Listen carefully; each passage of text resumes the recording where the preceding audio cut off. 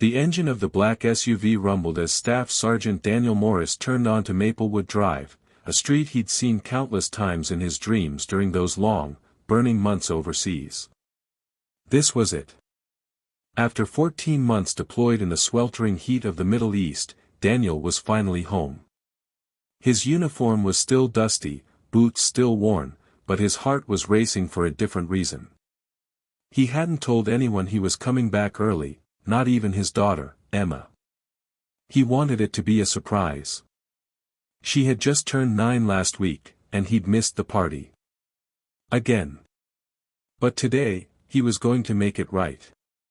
He parked across from the small, cozy house his late wife had picked out before cancer stole her away 4 years ago.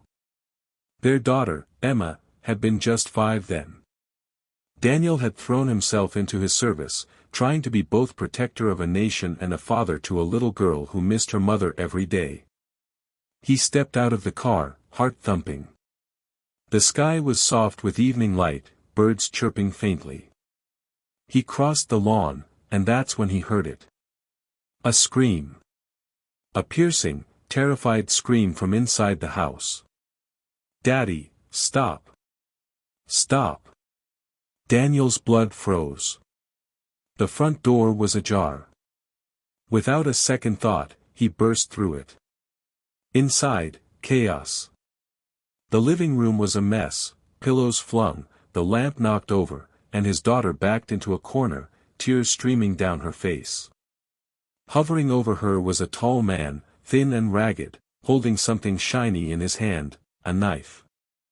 Daniel's training kicked in instantly. He didn't hesitate. He tackled the man to the ground, disarming him and pinning him with a knee to the back. The man screamed, begged. "I wasn't going to hurt her. I swear. I was just hungry. Please." Emma cried, "Daddy. Don't hurt him." Daniel looked down and saw the truth. The man was gaunt, clothes torn, face sunken with desperation. There were empty food wrappers on the table. The back window was broken. He hadn't come to harm anyone, he had come in through the kitchen, looking for food. Daniel looked at Emma. "Are you okay, sweetheart?" She nodded, trembling. "He scared me, but," he said he was sorry. Daniel exhaled and slowly let the man go.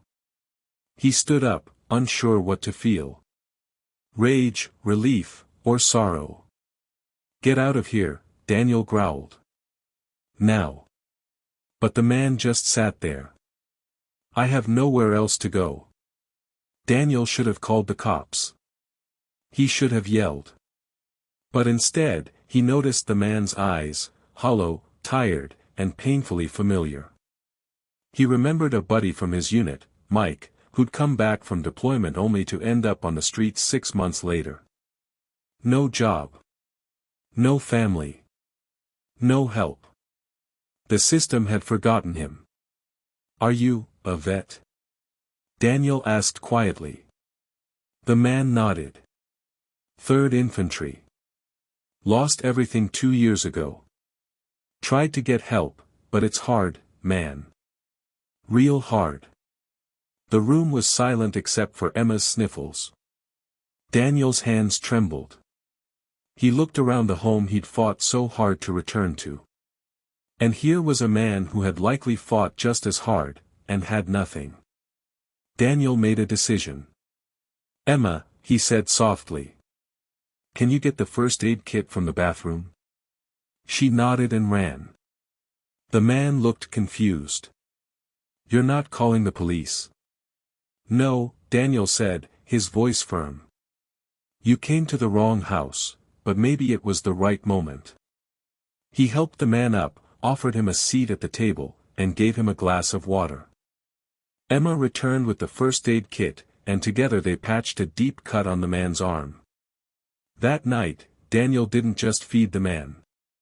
He listened. And for the first time in a long while, the man, whose name was Ray, felt human again. Over the next few days, Daniel reached out to the local VA office, connected Ray with a housing assistance program, and even gave him a temporary job helping with repairs around the neighborhood. Emma, once frightened, grew to smile whenever Ray came by. She started calling him Uncle Ray. 3 months later, Ray had a roof over his head, a steady job, and a life he thought he'd lost forever.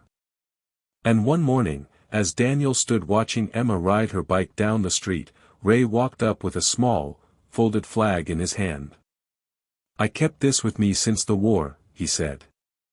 "It reminded me of why I fought. I want you to have it." Daniel took it, tears welling. "You reminded me, too, of who we're meant to be when the battle is over. In a world full of invisible wounds, one act of compassion can be the beginning of someone's healing. No soldier should be forgotten. No human should be left behind. Sometimes, the greatest battles are won at home, not with fists, but with heart."